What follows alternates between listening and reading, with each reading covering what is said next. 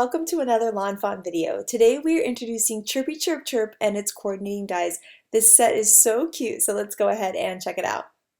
This set has three cute little birds, one facing to the right, one facing to the left, and then a forward-facing bird. And then there's bunny ears to dress up the birds, which I think is just so fun. We have this cute little paint bucket, and then also a solid paint line, so you can stamp that right over the paint bucket and color it in with that solid stamp. And the same idea here with the paintbrush. So I'm going to just stamp that right over the paintbrush, and that solid stamp is going to color in the paintbrush. We also have the same idea for this flower, so I'll stamp that right over just again and color in the flower with the solid stamp. And our butterfly has the same thing. So it's such a cool way to easily and quickly color in a stamp with your fun colored inks. We have an Easter basket, a great little word bubble, and some fun music notes too. Then we've got this great little cottontail for helping dress up the birds as bunnies.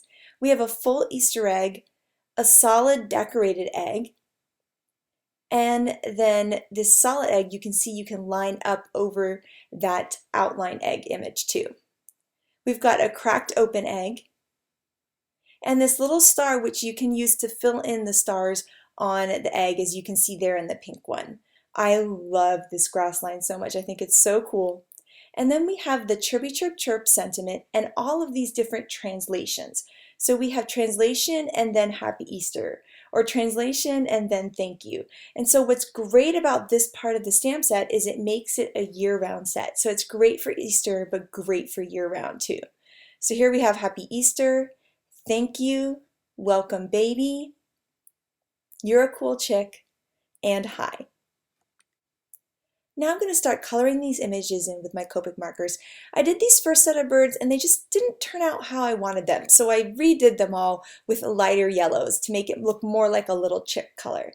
So you can see here I'm adding the darker one, now the medium marker, and then the light marker.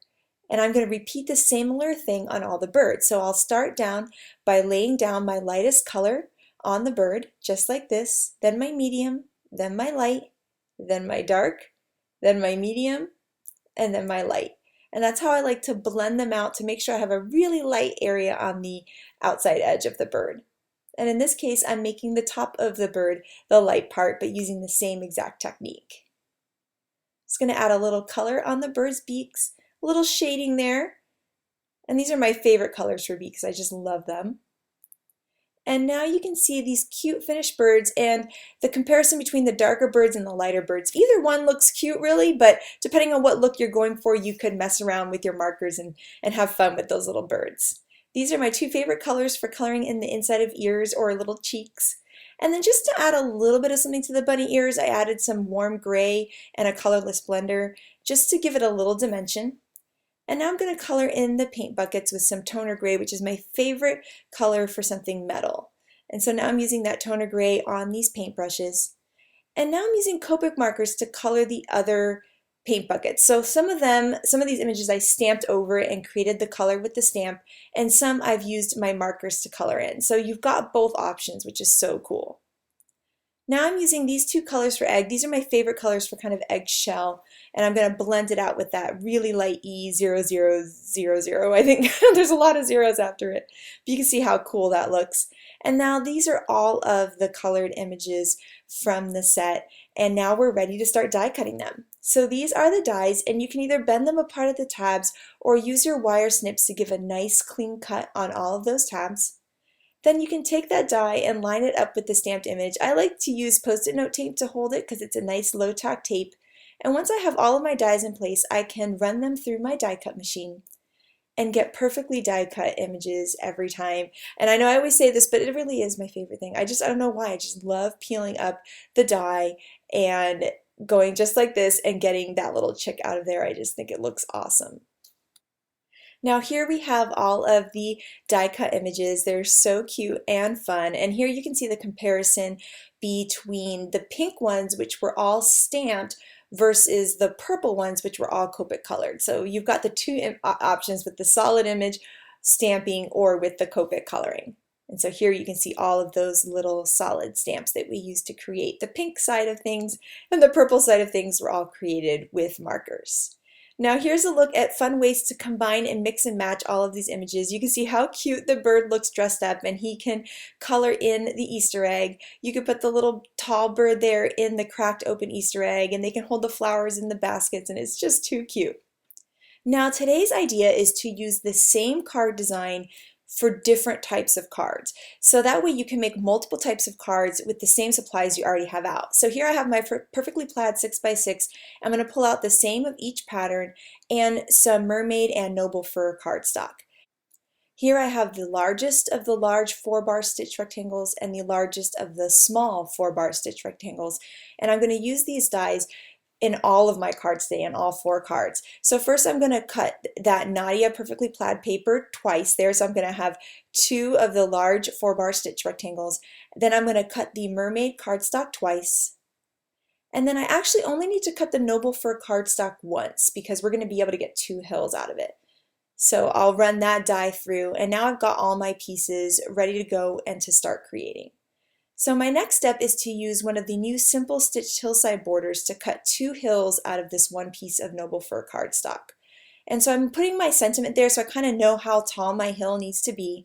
I'm going to hold it in place with some low tack tape and die cut that. And because I die cut it from a stitched rectangle, it has stitching all the way around, which looks so cool.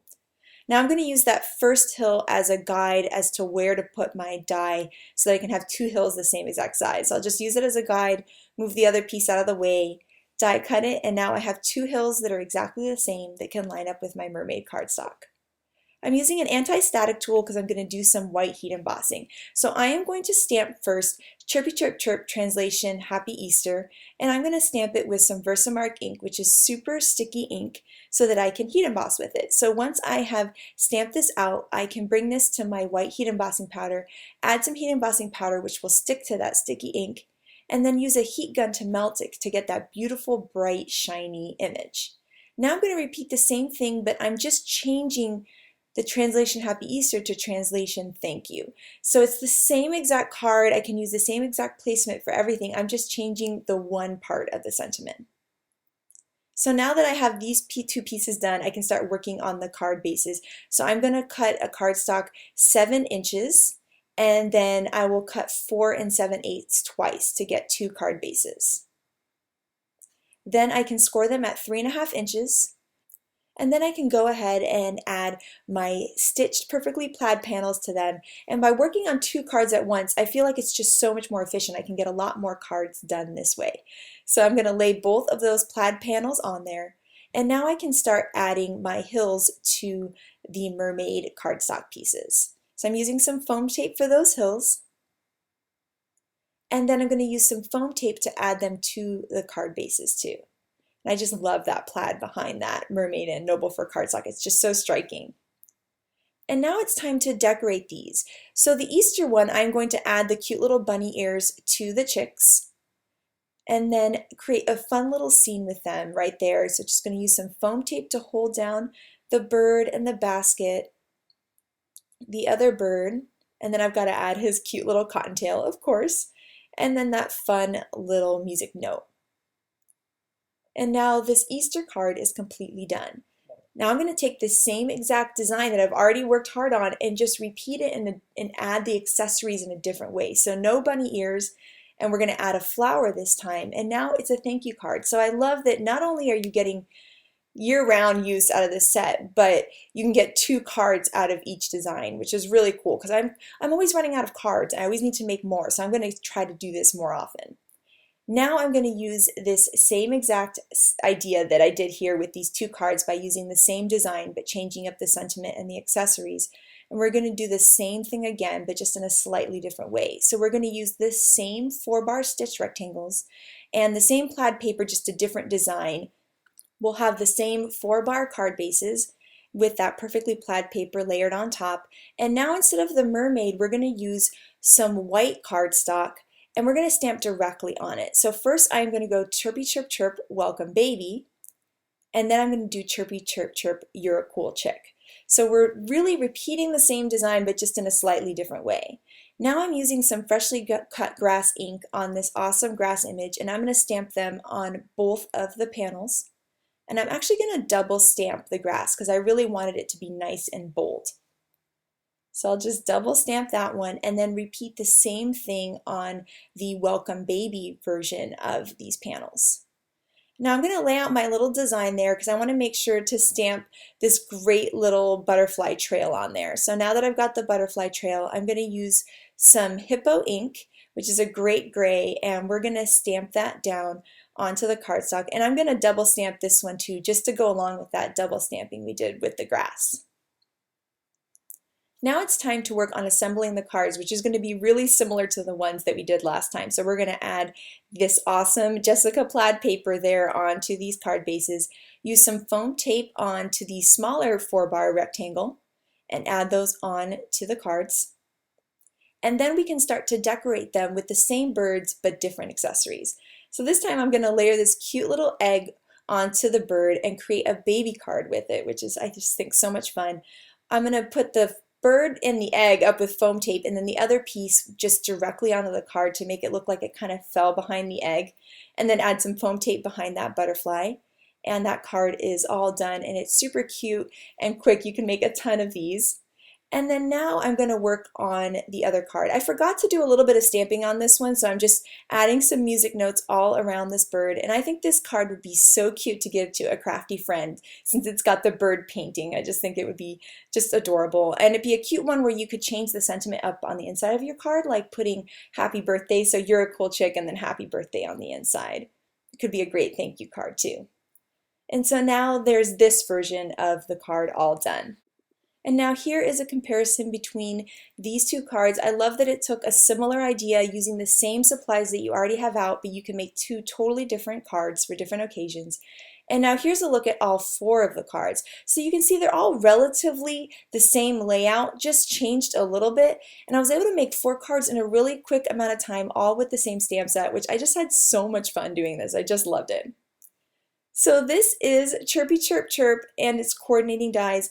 This set is not only perfect for Easter, but it's great for year-round too because you can change the sentiments on each card. So the translation can change from Easter to thank you to hi to you're a cool chick to welcome baby. So there's so much that you can do with this set, and I can't wait to see what kind of creative things that you guys come up with. So make sure to share them with us because we can't wait to see them. Thank you guys so much for watching, and I hope you have an absolutely amazing day. Bye.